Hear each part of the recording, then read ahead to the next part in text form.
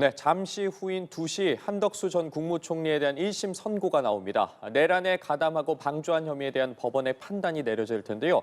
비상계엄을 내란으로 판단할지에 대한 판단도 나올 것이라 관심이 쏠리고 있습니다. 네, 법원의 사회부 법조팀 기자들 나가 있습니다. 이동훈, 이채연 기자 나와주시죠. 네, 한덕수 전 국무총리의 내란 재판 1심 선고 공판이 조금 뒤 오후 2시 이곳 서울중앙지법에서 열립니다. 오늘 선고 주요 포인트들 짚어볼 텐데요. 자, 이 기자, 오늘 선고 어떤 방식으로 진행됩니까? 네, 잠시 뒤 오후 2시부터 진행되는 한 전 총리의 내란 재판 1심 선고, 이제 재판부의 최종 판단만 남았습니다. 오늘 선고 공판은 지난주 윤 전 대통령의 체포방해 사건과 마찬가지로 형사 대법정에서 실시간 중계됩니다. 곧 한 전 총리도 변호인단과 함께 선고 공판에 출석할 것으로 보이는데요. 전직 대통령이 아닌 피고인에 대한 선고가 실시간으로 공개되는 건 이번이 처음입니다. 네, 지난번 윤 전 대통령 때와 마찬가지로 미리 설치된 법원 무인 카메라를 통해 법정 내부 분위기는 물론 한 전 총리 반응 등이 실시간으로 전해질 전망입니다. 오후 2시부터 이진관 재판장이 법정에 들어서면서 이 선고 절차가 개시되고요. 가장 먼저 한 전 총리의 출석 여부를 확인한 뒤 이 사건 경과에 대해 살피고 한 전 총리에게 적용된 전체 6가지 혐의에 대한 공수사실과 각각의 쟁점별로 유무죄 판단을 할 걸로 보입니다. 단연 오늘 가장 주목되는 부분은 마지막으로 재판부가 형량이 담긴 주문을 낭독할 때인데요. 앞서 불구속 상태로 재판에 넘겨진 만큼 오늘 실형이 나오면 한 전 총리는 구속됩니다. 네, 오늘 선고 전망에 앞서서 한 전 총리의 혐의도 한번 살펴보겠습니다. 말씀 주신 대로 한 전 총리는 내란 우두머리 방조부터 위증까지 총 6개 혐의를 받습니다.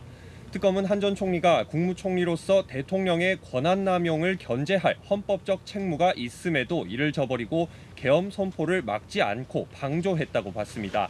애초에 특검은 내란 우두머리 방조 혐의를 적용했다가 재판부 요청에 따라 선택적 병합 형태로 내란 중요임무 종사 혐의도 추가했습니다. 재판부가 두 혐의 중 하나를 선택해서 유무죄 여부를 결정한다는 겁니다.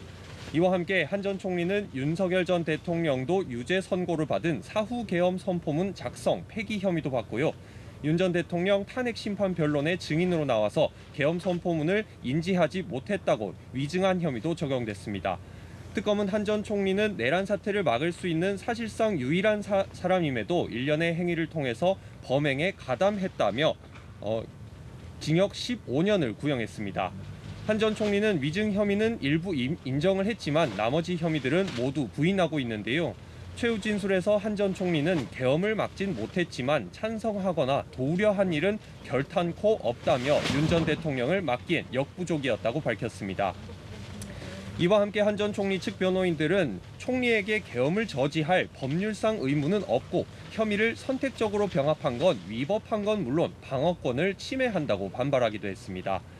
자, 재판의 경과를 좀 정리를 해봤는데 오늘 그럼 선고 전망이 어떻습니까? 쟁점이랑 같이 한번 짚어주시죠. 네, 오늘 선고 쟁점은 크게 두 가지입니다. 이 비상계엄이 내란이냐에 대한 판단이 나올지인데요. 윤 전 대통령 체포방해 사건에서 이 계엄의 위법성을 1차적으로 판단했다면 오늘은 계엄이 내란죄 구속 요건을 충족했냐, 즉 국헌문란을 목적으로 한 폭동으로 인정할지가 관건입니다. 이런 법적 판단을 전제한 뒤 한 전 총리가 이 계엄 선포 전후 또 국회의 계엄 해제 요구 이후에 각각 내란 가담 혐의에 대해서 유무죄에 해당하는지 집계됩니다. 애초 내란 특검은 내란 방조 혐의를 적용했다가 이 법정형이 더 무거운 내란 중요임무 종사 혐의를 추가해 재판부가 이중 선택을 해서 판단을 내릴 걸로 보이는데요.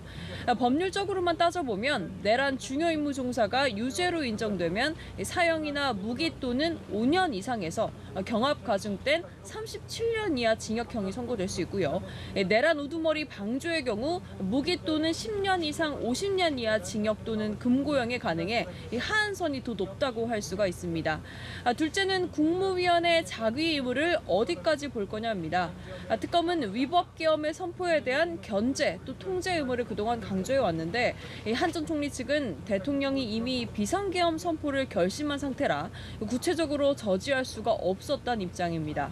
이 헌법상 또 법률상 자기 의무, 그러니까 해야 될 역할을 하지 않음으로써 범행에 가담했던 것을 인정할 수 없다는 입장입니다.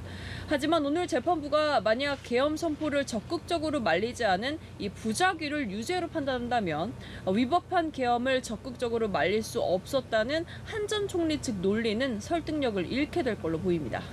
네, 내란 재판들 서로 물고 물리는 관계인데 이번 선고 특히 윤 전 대통령의 재판과도 연관이 깊습니다. 말씀하신 대로 법원이 12.3 비상계엄 사태가 내란에 해당하는지를 가리는 첫 법적 판단을 내놓게 될 걸로 보이는데요. 이 때문에 이번 선고가 다음 달 예정된 윤 전 대통령의 내란 우두머리 선고를 가늠할 중요한 기준이 될 거란 전망입니다. 특히 재판부가 12.3 비상계엄을 내란으로 규정한다면 윤 전 대통령이 줄곧 주장해온 메시지 계엄 논리에 타격이 불가피합니다. 특히 앞서 윤 전 대통령의 체포방해 혐의 1심 선고에서 법원은 계엄 당일 국무회의에 절차적 하자가 있었음을 분명히 하면서 계엄의 위헌 위법성을 간접적으로 확인시켰는데요. 내란죄 해당 여부를 명시하진 않았지만 계엄 선포와 계엄군 배치 등 후속 조치가 내란죄 실행의 착수로 평가될 여지가 있다고도 봐서 오늘 선고도 이런 판단의 연장선에 있을지가 주목됩니다. 한편 오늘 선고는 12.3 비상계엄 사태와 관련한 국무위원회에 대한 첫 법적 판단이기도 합니다. 이 때문에 앞으로 있을 이상민 전 행안부 장관, 박성재 전 법무부 장관 등 내란 혐의를 받는 국무위원들 선고의 양형 기준이 될 거란 평가가 많습니다. 자, 저희가 준비한 소식은 여기까지입니다. 한덕수 전 국무총리의 1심 선고 연합뉴스TV에서 생중계로 보실 수 있다는 점 말씀드리고요. 지금까지 서울중앙지법에서 전해드렸습니다. 스튜디오 나와주시죠.